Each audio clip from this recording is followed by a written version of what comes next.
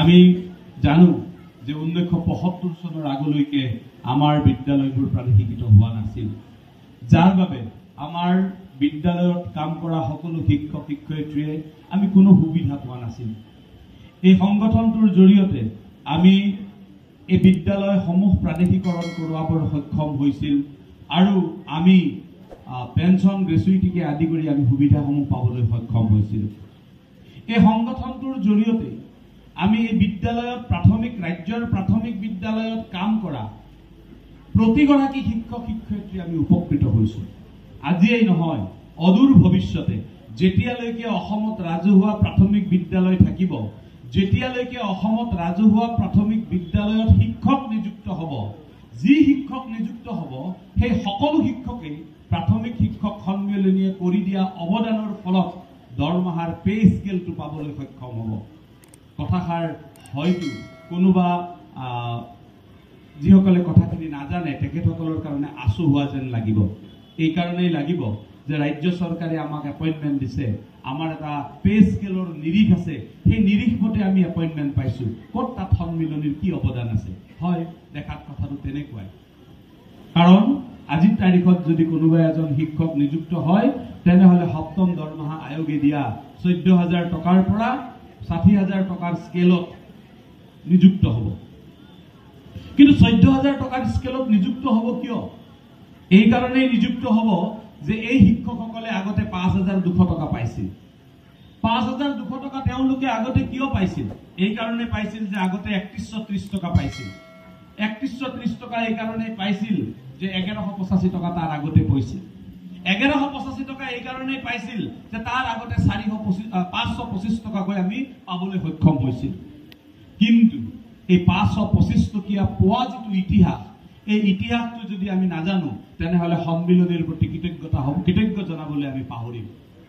সেই সময়ত আমাৰ প্ৰাথমিক বিদ্যালয়ৰ শিক্ষকক দৰমহা দিয়া হৈছিল 470 টকা আৰু অন্যান্য শিক্ষকক দৰমহা দিয়া হৈছিল 510 টকা। সেই সময়ত অসম ৰাজ্যিক প্ৰাথমিক শিক্ষক সন্মিলনীৰ নেতৃত্বই এই মেট্ৰিক পাছ মানুহসকলে চিন্তা কৰিছিল যে ৰাজ্যত প্ৰাথমিক বিদ্যালয়ত কাম কৰি থকা গ্ৰেজুৱেট শিক্ষকসকলক কিবা যদি এটা কৰি দিব পৰা নাযায়, অদূৰ ভৱিষ্যতে গ্ৰেজুৱেট শিক্ষকসকল বা গ্ৰেজুৱেট যুৱক যুৱতীসকলে প্ৰাথমিক বিদ্যালয়ত আহিবলৈ ইচ্ছা প্ৰকাশ নকৰিব। সেই শিক্ষকসকলৰ দূৰদৰ্শী চিন্তাৰ বাবে আমি 6 পে কমিশ্যনত এই গ্ৰেজুৱেটসকলে কিবা এটা পাবলৈ সক্ষম হৈছিলো আৰু 6 পে কমিশ্যনত পাইছিলো কাৰণেই আমি 7 পে কমিশ্যনত পাইছো।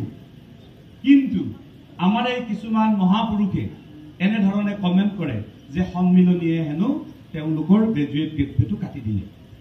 মই তেওঁলোকক অনুৰোধ কৰিছো ইতিহাসটো চাব। এইবোৰ মিছা কথা ক'ব পৰা কথা নহয়।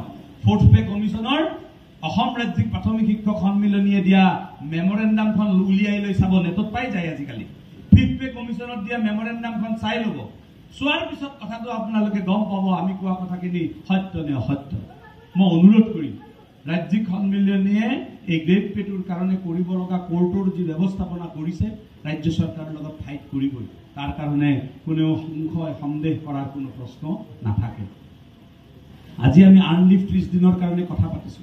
30 দিন আৰ্ণলিভ আমাক লাগে, কিন্তু সৌ সিদিনালৈকে অসমৰ কোনো শিক্ষকে আৰ্ণলিভ পোৱা নাছিল। 1995 চনৰ আগলৈকে কোনো শিক্ষকে এদিনৰো আৰ্ণলিভ পোৱা নাছিল। আমি অসমৰ শিক্ষকসকলে আজি 10 দিনৰ আৰ্ণলিভ পাওঁ। আপোনালোকে জানি আচৰিত হ'ব, আজিও উত্তৰ প্ৰদেশৰ নিচিনা ৰাজ্যৰ শিক্ষকে এদিনৰ আৰ্ণলিভ পায় মাত্ৰ বছৰত। আমি অসমে কিছু পাইছো, এই কাৰণেই পাইছো যে অসমৰ শিক্ষকসকলে সন্মিলিতভাৱে আমি সংগ্ৰাম কৰিবলৈ সক্ষম হৈছো। এই অজস্ৰ কথাৰে প্ৰাথমিক শিক্ষক সন্মিলনীয়ে কাম কৰি আহিছে। ৰাজ্যত আজি ঠিকাভিত্তিক শিক্ষকসকল নিয়োজিত হৈ আছে। এই শিক্ষকসকলৰ নিয়মীয়াকৰণৰ প্ৰসংগত আমি যথেষ্টভাৱে সবলভাৱে যুক্তি উত্থাপন কৰি আহিছো।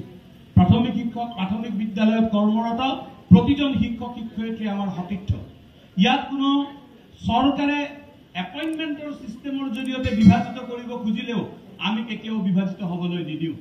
বহুতে হয়তো ভাবে যে আমি পৃথক, আমি ঠিকাভিত্তিক শিক্ষক, আমি ষ্টেট পুল শিক্ষক, এনেকৈ হয়তো কিছু ভবা মানুহ আছে, নভবা বুলি আমি নকওঁ।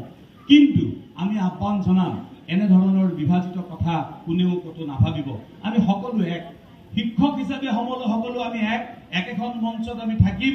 সমস্যা ভেদে আমি সমস্যাটো আগবঢ়াই নিয়াৰ স্বাৰ্থত কেতিয়াবা আমি সংগঠিত হ'ব পাৰোঁ, সেইটো এটা বেলেগ কথা। সেই সংগঠিত ৰূপটো কেতিয়াও আমি ভিন্নতা বা বিভিন্নতা বা আমাৰ মাজত বিভাজিত ৰূপৰ প্ৰতীক হ'ব নালাগে। আমি সকলোকে আহ্বান জনাম, ৰাজ্যৰ সকলো প্ৰাথমিক বিদ্যালয়ৰ শিক্ষক একেখন মঞ্চৰ তলতে থাকি আমি ৰাজ্য চৰকাৰক ডিমাণ্ড কৰিম। আজি ৰাজ্য চৰকাৰে শিক্ষকসকলক বিভাজিত কৰিছে, ঠিকাভিত্তিক শিক্ষকসকলৰ মাজতো বিভাজিত কৰিছে। এই বিভাজিত ৰূপটোক আমি অত্যন্ত সূক্ষ্মভাৱে পৰ্যালোচনা কৰি আছো, যিহেতু ইতিমধ্যে এটা আদালতৰ গোচৰ চলিছে আৰু আন একাংশই এই গোচৰৰ বিপৰীতে গৈ ৰাজ্য চৰকাৰৰ সিদ্ধান্তত সহমত কৰিছে। আমি দুয়োটা পক্ষকে স্বাগতম কৰিছো। কোনোবাৰ বয়স আছে, তেখেতসকলে যদি বিচাৰিছে, কিন্তু তেখেতসকলৰ প্ৰাপ্যখিনিক হেৰুৱাই দিব বা প্ৰাপ্যখিনিক নিদিব, এই কথাটোত আমি কেতিয়াও সহমত নাই। আমি ৰাজ্য চৰকাৰক আহ্বান জনাম যে শিক্ষকসকলৰ লৈ এই লৰা ধেমালি কৰাটো বন্ধ কৰক। গতিকে ছাৰ বাইদেউসকল, আপোনালোকে সদৌ অসম প্ৰাথমিক শিক্ষক সন্মিলনীৰ সম্পাদক প্ৰধান ৰাতুল গোস্বামী ডাঙৰীয়াৰ মন্তব্যৰ পৰা নিশ্চয় জানিব পাৰিলে যে ৰাজ্যৰ প্ৰাথমিক শিক্ষকসকলৰ দৰমহাকে আদি কৰি যিসমূহ সমস্যা আছিল, সেই সমস্যাসমূহ সদৌ অসম প্ৰাথমিক শিক্ষক সন্মিলনীৰ অপ্ৰাণ চেষ্টাতহে সমাধান হৈছে। পূৰ্বতে ৰাজ্যৰ প্ৰাথমিক শিক্ষকসকলৰ গ্ৰেড পে, পেঞ্চন, গ্ৰেচুইটি এই সুবিধাসমূহ নাছিল আৰু এই সমস্যাসমূহ একমাত্ৰ সমাধান কৰিছিল ৰাজ্যৰ সদৌ অসম প্ৰাথমিক শিক্ষক সন্মিলনীয়ে। লগতে ৰাজ্যৰ ঠিকাভিত্তিক আৰু ষ্টেট পুল শিক্ষকসকলৰ চাকৰি নিয়মীয়াকৰণ সন্দৰ্ভত কৈছে যে যিহেতু এই সন্দৰ্ভত উচ্চ ন্যায়ালয়ত গোচৰ চলি আছে, তথাপিতো সন্মিলনীয়ে এই বিষয়টো পুংখানুপুংখভাৱে অধ্যয়ন কৰি আছে যে কেনেকৈ এই সমস্যাটো সমাধান কৰা যায়। লগতে আৰু কৈছে যে পূৰ্বতে শিক্ষক কৰ্মচাৰীসকলৰ আৰ্জিত ছুটি নাছিল, তথাপিতো সেই আৰ্জিত ছুটি 10 দিনলৈকে বৃদ্ধি হৈছে।